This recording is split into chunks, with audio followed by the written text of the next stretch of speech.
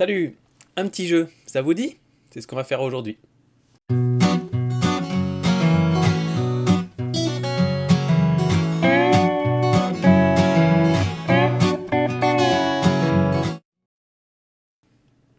Alors, le petit jeu que je vous propose, c'est de jouer au jeu des focales. Alors, c'est un jeu où en fait, vous allez apprendre des choses en même temps que moi. Voilà, parce que j'en ai un petit peu marre de travailler tout seul, je suis toujours là à faire mes vidéos et tout, vous les regardez tranquillement dans votre fauteuil, mais vous n'êtes pas très actif, donc, enfin si, dans les commentaires évidemment, mais quand vous regardez la vidéo, vous n'êtes pas plus actif que ça. Donc là, cette fois-ci, je vais vous demander de bosser un petit peu. C'est le premier d'une série de plusieurs jeux, on va essayer de faire différents thèmes. Et ce que je vous propose, c'est que au bout d'un certain temps, alors j'ai pas déterminé combien de temps, j'ai pas déterminé comment ça allait marcher, mais on va essayer de comptabiliser des points et puis de faire on pourrait faire un petit champion à la fin et le champion pourrait recevoir un petit cadeau photo à la maison. Voilà, ça pourrait être un truc sympa. Bref, donc là aujourd'hui on va faire le jeu des focales. Le jeu des focales, le principe c'est que je vais vous montrer un certain nombre de photos et vous allez devoir essayer de trouver quelle est la focale qui a été utilisée pour faire cette photo. Comme vous le savez certainement, la focale, ça vous permet de plus ou moins zoomer sur un sujet, quand vous êtes loin évidemment, mais l'intérêt surtout de la focale, c'est de pouvoir... il y a deux choses qui vont jouer en fait. Quand vous allez utiliser par exemple une courte focale, donc par exemple 18 mm, 20 mm, quelque chose comme ça, vous allez avoir un champ très grand, donc vous allez voir beaucoup de choses dans votre photo, et ça va avoir tendance à disproportionner les choses en mettant beaucoup plus en avant les choses qui sont proches et en rapetissant les choses qui sont loin. Voilà. Et vous allez avoir une bonne idée de profondeur. Quand vous avez une courte focale, vous avez l'impression qu'il y a une grande profondeur dans l'image. On voit différents plans et on les distingue vraiment très fortement. A l'inverse, quand vous avez une longue focale, si vous êtes à 200 mm, 300 mm, quelque chose comme ça, là, vous allez avoir un champ très restreint, très petit, donc vous allez vraiment voir peu de choses autour de votre sujet, et tous les détails vont se retrouver compressés. On va avoir l'impression que, par exemple, la montagne qui est derrière le personnage que je prends en photo, alors on va vraiment avoir l'impression que c'est un mur qui se dresse 2 mètres derrière le personnage, quoi. Alors qu'en réalité, elle est 500, 600 mètres derrière. Donc voilà, il va y avoir cette compression et le fait que l'angle de champ est vraiment très petit. Et donc forcément, comme à l'inverse du grand angle, quand vous avez une longue focale, les éléments en arrière-plan vont paraître beaucoup plus grands qu'ils ne le sont en réalité.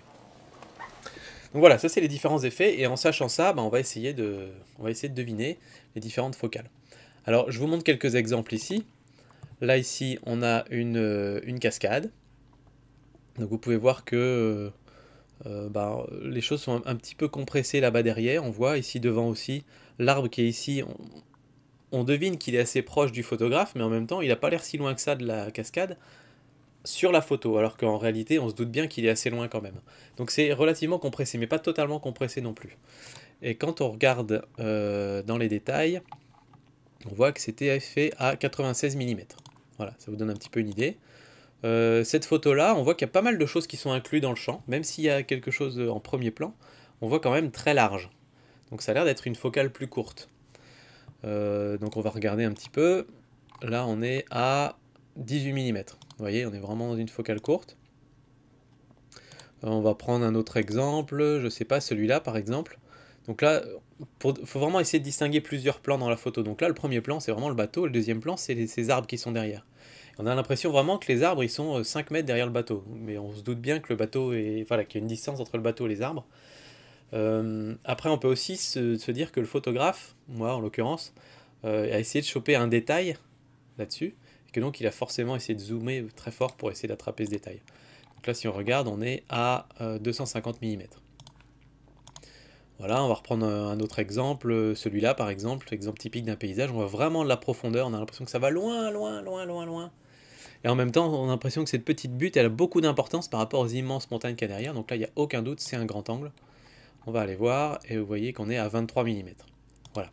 Donc ça vous donne un petit peu une idée de ce qu'on essaye de faire là. Je vais vous montrer donc 5 photos. À vous de déterminer les focales. Alors, il y a celle-ci. Celle-là. Vous pourrez faire pause si vous voulez, revenir dessus et tout ça. Et je vais vous demander donc de me donner les 5 focales dans les commentaires en dessous de la vidéo. Et puis ensuite, on fera un petit classement pour récompenser ceux qui ont trouvé les bonnes réponses, ceux qui étaient les plus proches. Et voilà, ça c'est la 5e. Donc vous avez vu les 5 photos. Donc j'attends vos commentaires avec, avec votre avis. Et je pense que ça va être un bon moyen aussi d'apprendre à se dire si j'utilise tel focal, je vais avoir tel cadrage. Et donc ce sera un exercice intéressant, je pense. Donc j'espère que vous serez nombreux à participer. Et puis moi je vous dis à très bientôt pour vous donner les résultats. Allez, ciao!